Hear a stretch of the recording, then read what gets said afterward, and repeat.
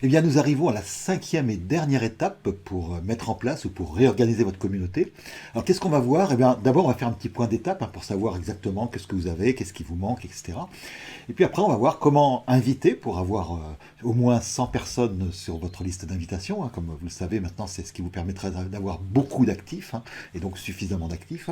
Et puis, ben, le lancement de cette partie, cette fois complète, de manière à ce que votre communauté soit active et durable, c'est ce qu'on va voir.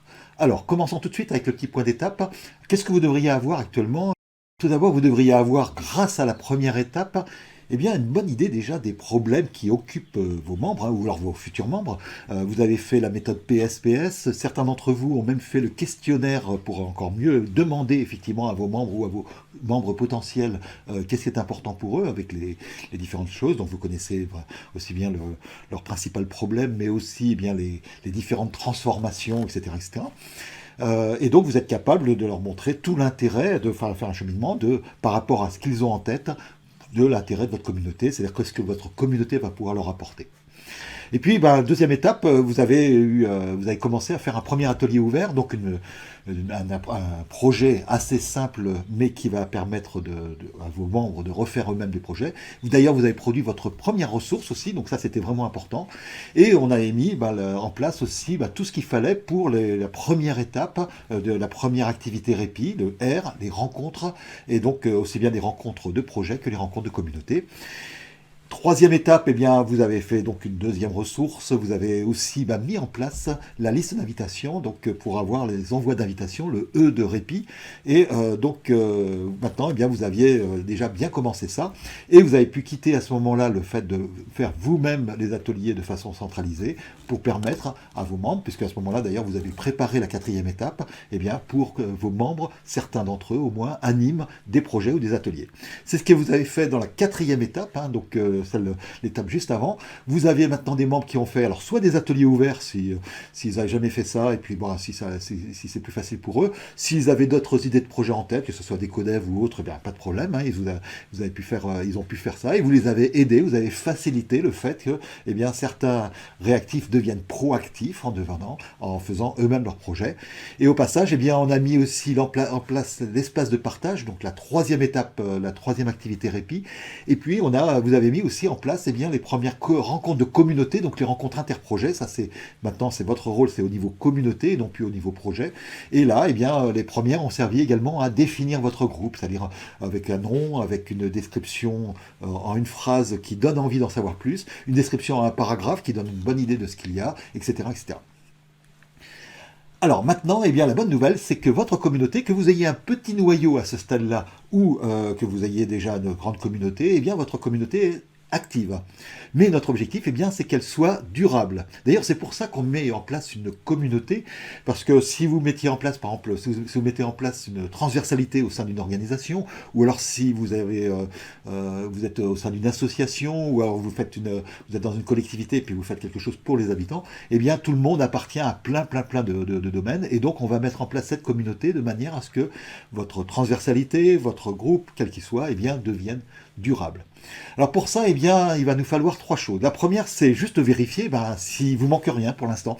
Alors pour ça, vous avez une checklist où vous avez pu voir chaque fois que vous avez rempli les choses. Si vous ne l'avez pas fait encore, eh bien, remplissez les différents éléments que vous avez déjà fait, donc les liens vers les pads de vos ateliers, les ressources, etc., etc. Et vous allez voir qu'effectivement, eh bien, toutes ces cases-là passent en vert.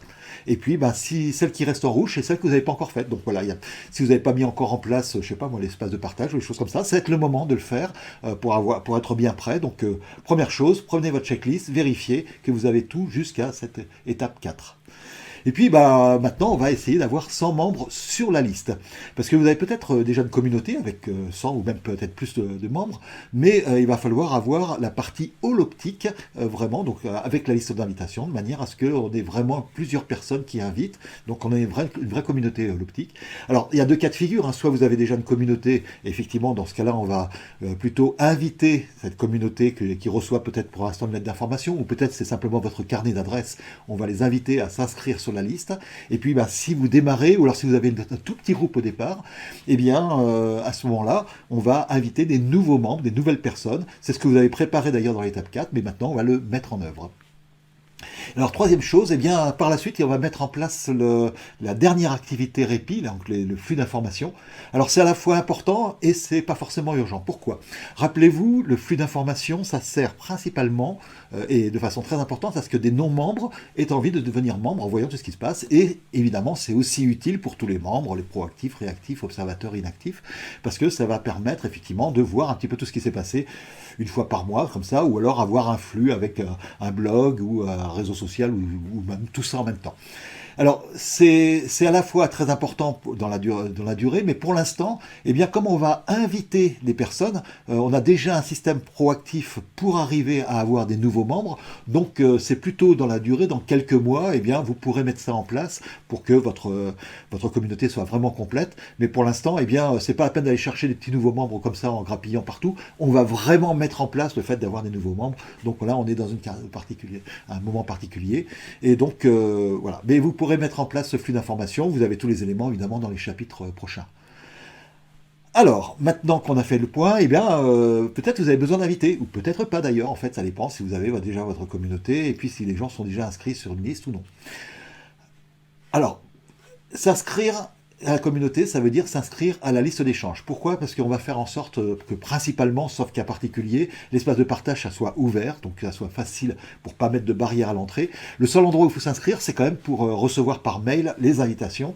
Et là, eh bien, effectivement, c'est ce qui va nous permettre d'avoir des personnes inscrites. Donc en gros, pratiquement, le nombre de personnes de votre communauté holoptique va être les personnes inscrites sur la liste d'échange.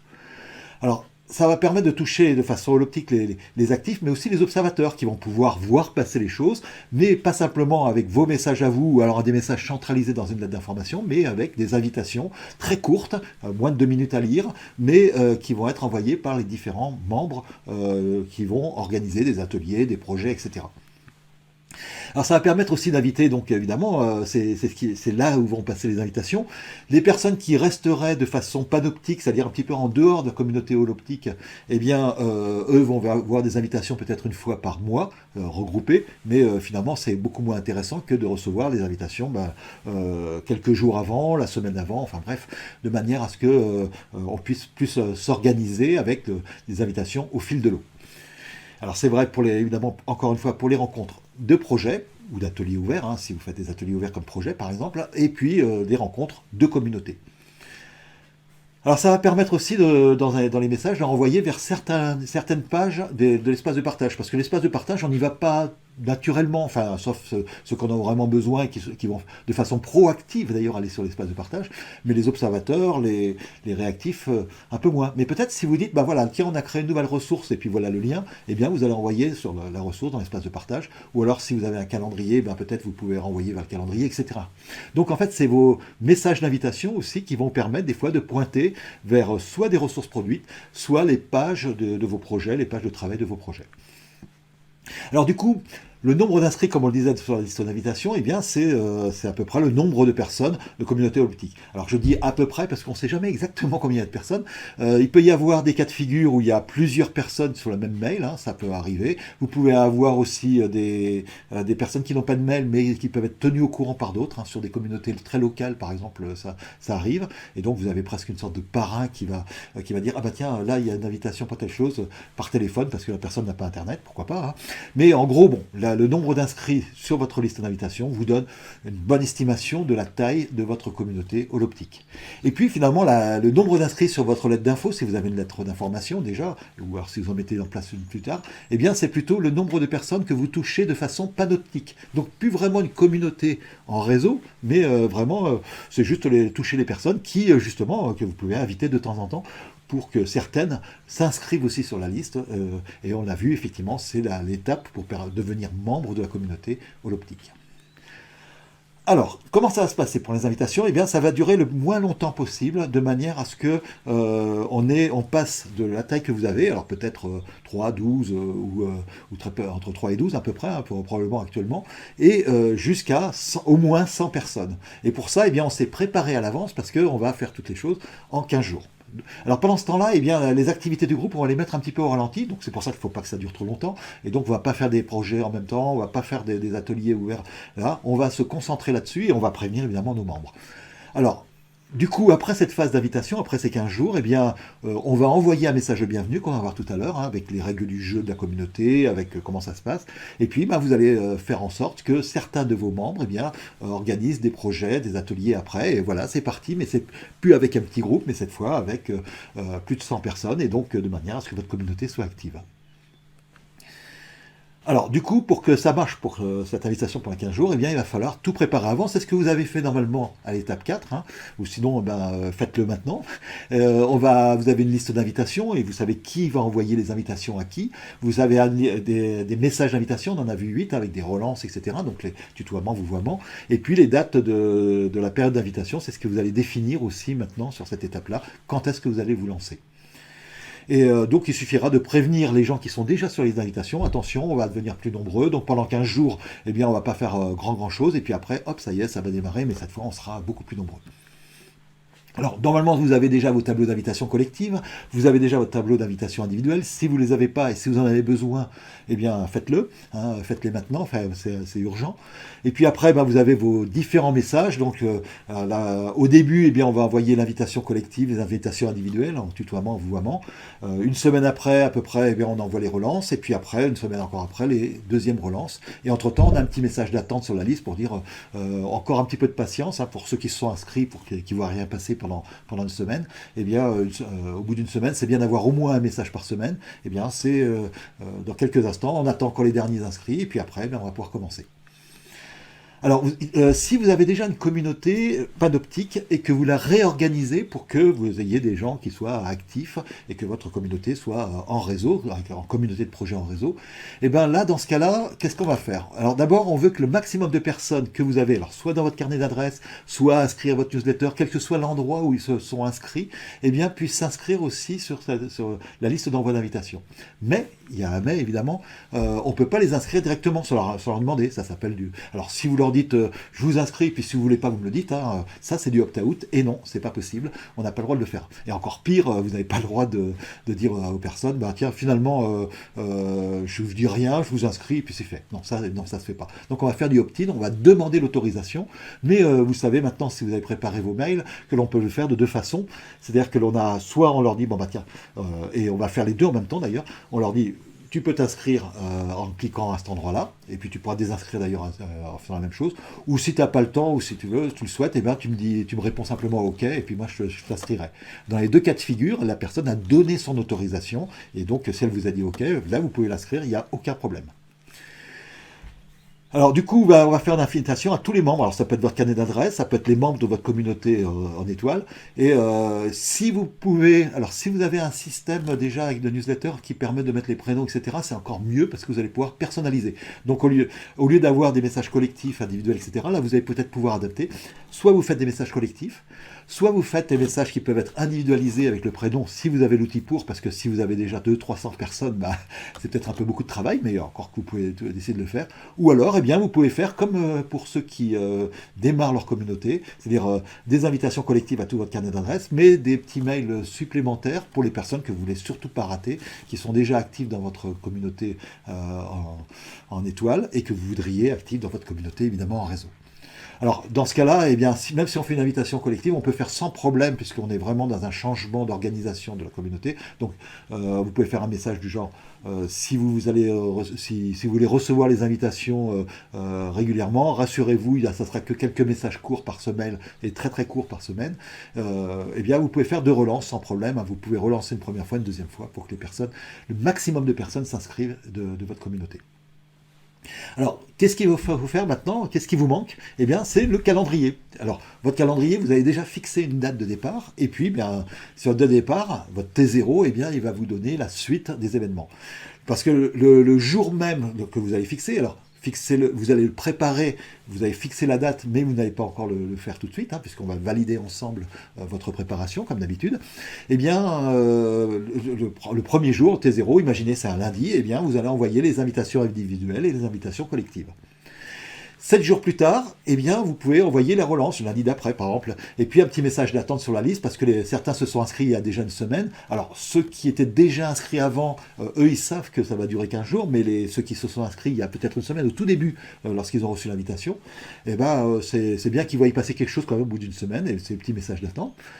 Et puis, alors, j'ai mis T0 plus 11 jours, imaginons que c'est vers le jeudi ou le vendredi de cette semaine-là. Vous pouvez faire une deuxième relance si vous le souhaitez, hein, donc c'est pas forcément obligatoire. Ça, vous voyez si vous risquez de ne pas avoir assez de monde, ou vous pouvez choisir.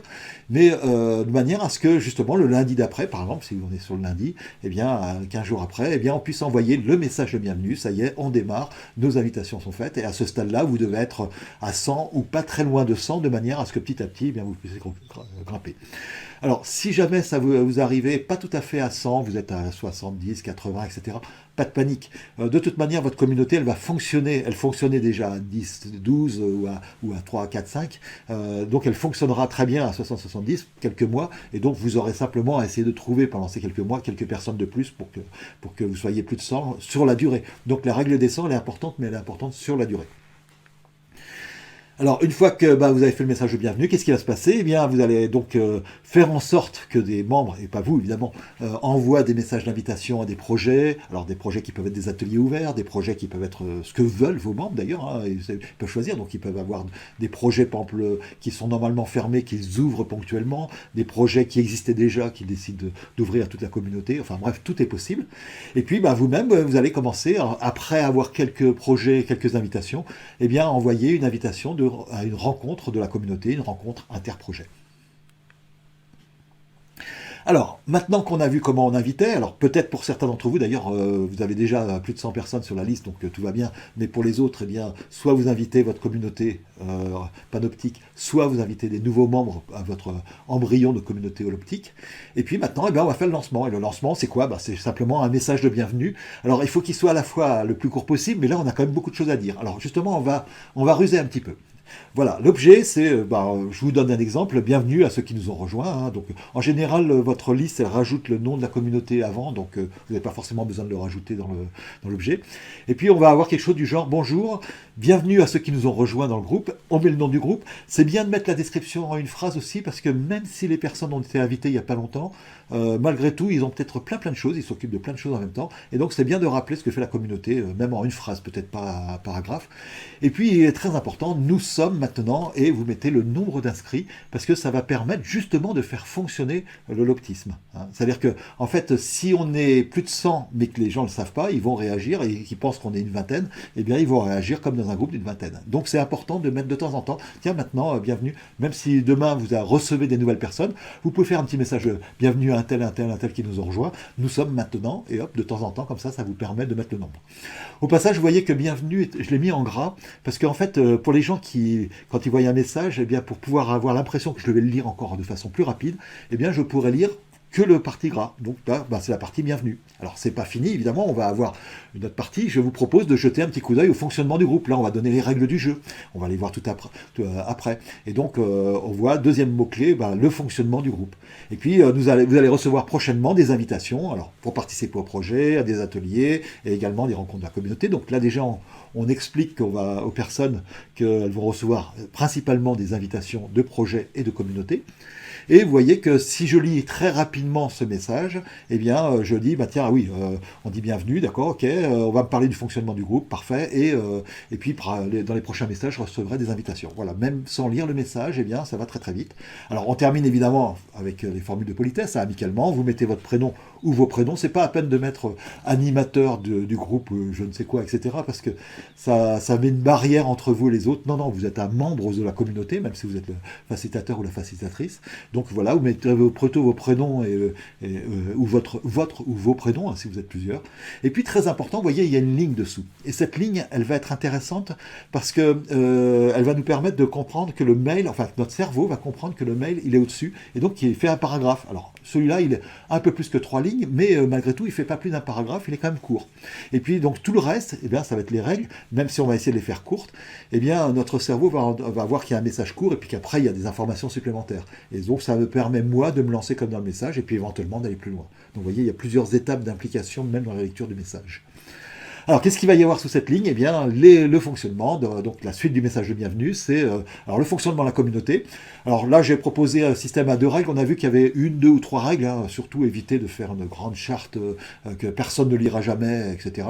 Non, et puis alors, les règles, on peut les mettre de façon très simple. Alors, par exemple, la règle de bienveillance, là, je vous propose, ça peut être, vous choisissez évidemment votre formulation, hein, mais soyez bienveillant et constructif. Alors là, on peut pas faire beaucoup plus court, hein. Mais la règle des 2 pieds, par exemple, aussi, que j'ai rajouté là, si ça vous intéresse, venez, vous êtes le bienvenu. Si ça vous intéresse pas, vous êtes libre de ne pas venir. Vous voyez, en une phrase, eh bien, on a expliqué, plutôt que de dire la règle des 2 pieds, et puis avec des tas de choses, non, on explique aux gens qui connaissent pas, en une phrase, ils ont bien compris que, voilà, ils sont les bienvenus pour venir, et puis s'ils veulent pas venir, ils sont aussi les bienvenus, et ils sont tout à fait libres de pas venir. Vous voyez que, simplement, en quelques lignes, là, déjà, on a mis le fonctionnement de la communauté, mais on va avoir besoin aussi de donner d'autres informations, en particulier le fonctionnement de la liste d'invitation, parce que c'est la partie la plus contre-intuitive. Lors d'une rencontre, on peut expliquer les choses. Sur l'espace de partage, bon, c'est assez simple. Mais dans la liste d'invitation, eh bien, là, on va avoir besoin d'avoir un petit peu plus d'informations. On va mettre 3 choses. Alors, vous voyez toujours un petit peu avec les gras qui vous permettent de lire rapidement. Les 3 choses, c'est la liste est réservée aux invitations. Et donc, évidemment, là, mais où se passent les discussions. Donc, c'est bien de rajouter les discussions se passent lors des rencontres. Encore une fois, c'était un exemple. Vous allez pouvoir adapter votre vocabulaire, vos choix, etc. pour ce message de bienvenue, mais vous pouvez vous inspirer, comme vous le souhaitez, finalement, de tout ça. Et donc, la liste, elle est vraiment réservée aux invitations. Ça, c'est important pour rassurer déjà les observateurs, et puis pour que ceux qui pourraient ajouter des choses, eh bien, soient dessus. Et s'ils veulent discuter, on voit bien que c'est dans les rencontres de projet, dans les rencontres de communauté. D'ailleurs, comme on est dans un système de transversalité ou alors de multi-appartenance, si vous êtes dans plusieurs groupes, plusieurs associations, plusieurs communautés, etc., eh bien, dans ce cas-là, effectivement, c'est toujours une bonne pratique de ne pas discuter hors ligne, même si vous pouvez faire un forum si vraiment vous le voulez, mais ça sera vraiment pour les gens les plus actifs, mais la plupart de votre communauté, eh bien, va pouvoir discuter dans les moments synchrones. Alors ça c'est la première règle. La deuxième règle c'est comment on envoie une invitation. Et ben faites un message court, hein. Donc là on fait presque la petite formation en l'espace de 3 lignes, même pas. Bonjour plus 3 lignes plus signature. Donc vous voyez on explique très rapidement avec un objet explicite, ça c'est important. Et puis j'aime bien rajouter en général un petit lien vers une vidéo. Alors là j'ai mis une vidéo qui est un extrait justement d'Animation Pro mais qui est public et que vous pouvez partager avec vos membres pour dire comment on fait un message court et efficace pour inviter quelqu'un là-dedans. Et c'est un des exemples que vous avez vu dans la formation, qui a été repris effectivement juste sur une petite vidéo très courte de, je crois, 5 minutes. Alors, si vous souhaitez répondre, ça c'est la troisième chose. Donc, si on souhaite envoyer une invitation, c'est bien. Quand on la lit, c'est bien. Mais si on souhaite répondre, eh bien faites-le en réponse simple, pour éviter justement les réponses à tous, puisque votre liste, rappelez-vous, elle est paramétrée pour que la réponse se fasse à l'envoyeur. Donc ça évite évidemment d'encombrer les choses, mais c'est important de le dire quand même à cet endroit-là. Faites-le en réponse simple, parce que votre réponse sera reçue par l'expéditeur pour ne pas encombrer les boîtes aux lettres. Donc on explique pourquoi on veut faire ça. Et ça, c'est vraiment important. Donc, on a parlé des fonctionnements de la communauté, on a toutes les règles en quelques lignes, on a expliqué le fonctionnement de la liste d'invitation, qui est beaucoup plus contre-intuitif parce qu'on pense qu'on va discuter. Non, on ne va pas discuter. C'est pas comme une invitation, on veut tout mettre dedans. Non, il vaut mieux mettre 3 lignes, et puis pour en savoir plus avec un lien. Et puis, quand on veut répondre à tous, parce qu'on a l'impression qu'on va discuter avec tous, alors qu'on va encombrer les boîtes aux lettres. Donc voilà, les 3 petites règles importantes. Et la dernière chose, eh bien, c'est de donner l'information du site sur lequel, eh bien, on va retrouver toutes les informations. Donc, vous retrouverez toutes les informations sur... Alors, vous pouvez avoir aussi, à la fin de votre liste, vous pouvez la paramétrer pour que, en bas de la liste, apparaisse systématiquement un lien vers votre site. Et vous pouvez dire inscription, des inscriptions et plus d'informations sur, et puis l'adresse de votre site. Comme ça, chaque fois que quelqu'un envoie un message, eh bien, vous avez le lien du site, vous avez le lien des inscriptions, vous avez le lien d'inscription, donc ça, c'est parfait. Mais si vous ne l'avez pas, eh bien, c'est bien de rajouter dans le message de bienvenue. Voilà, donc on a la première partie qui est vraiment le corps du message, et puis après une deuxième partie qui est un petit peu extraite pour montrer un peu comme une sorte de bonus avec toutes les règles, mais au départ, notre cerveau va lire le message, et puis après, ah oui, tiens, il y a peut-être des choses intéressantes, et là, il va avoir les informations. Au passage, ce fonctionnement de la communauté et de la liste d'invitation, c'est quelque chose que vous pouvez mettre dans votre espace de partage pour donner des règles du jeu, et puis c'est quelque chose que vous pouvez rappeler de temps en temps, c'est bien aussi de le rappeler, à échéance. Alors soit c'est parce que quelqu'un a été un petit peu moins bienveillant, ou alors a commencé à envoyer des choses sur la liste qui étaient moins pertinents, eh bien vous pouvez faire un rappel aux règles du jeu avec toute bienveillance évidemment. Alors, eh ben, à vous de jouer. Maintenant, vous allez pouvoir préparer tout ça. Donc, vous allez faire trois choses, hein, avec toujours en téléchargeant le petit document de travail. Faites le point sur ce qui vous manque dans votre checklist. Pour vérifier qu'il vous manque rien, hein, puisque l'objectif, rappelez-vous, vous avez le droit d'être pas très bon sur le R de répit, donc les rencontres, pas très bon sur les envois d'invitation, pas très bon sur l'espace de partage, pas très bon sur le flux d'informations, mais surtout n'oubliez aucun. Alors on a vu que le flux d'informations on peut rajouter un petit peu plus tard dans le fonctionnement, mais c'est très important qu'il ne vous manque rien. Donc la checklist est là. Donc même si c'est pas parfait, même si votre espace de partage n'est pas encore très beau, etc., c'est pas grave. Le principal c'est que vous ayez tout, et donc cochez avec la checklist, simplement, ce qui est encore en rouge, eh ben, mettez-le en place. Deuxième chose, vous allez définir votre calendrier de lancement. Alors, surtout la première date, et puis après, ben, les dates de relance, évidemment, elles viennent de façon automatique la semaine d'après, et puis 15 jours après. Et vous allez préparer aussi votre message de bienvenue, hein, pour donc adapter ce que je vous ai mis là, et que je vous remets dans le document de travail.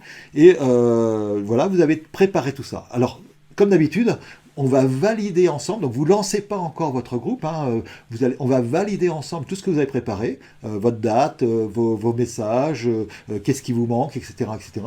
Et une fois qu'on a fait ça, eh bien, allez-y, vous allez pouvoir inviter, et puis vous allez lancer après vos premiers projets, et puis votre réunion de communauté. Ça y est, votre communauté est à la fois active et durable.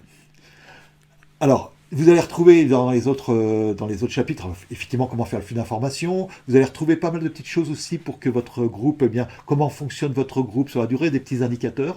Et vous avez en bonus, effectivement, pas mal de choses aussi pour vous aider à comprendre ce qui se passe dans la durée. Donc là, votre groupe, il est bien structuré, il y a tout ce qu'il faut. Et maintenant, eh bien, vous allez pouvoir avoir des petites astuces dans les prochains chapitres pour que les choses soient bien en place, que vous compreniez ce qui se passe sur la durée, quand il y a des événements qui se passent dans le groupe, etc. Mais voilà, votre communauté est en place, enfin, ou du moins va être en place dès qu'on l'aura validé ensemble lors de notre prochaine session de suivi.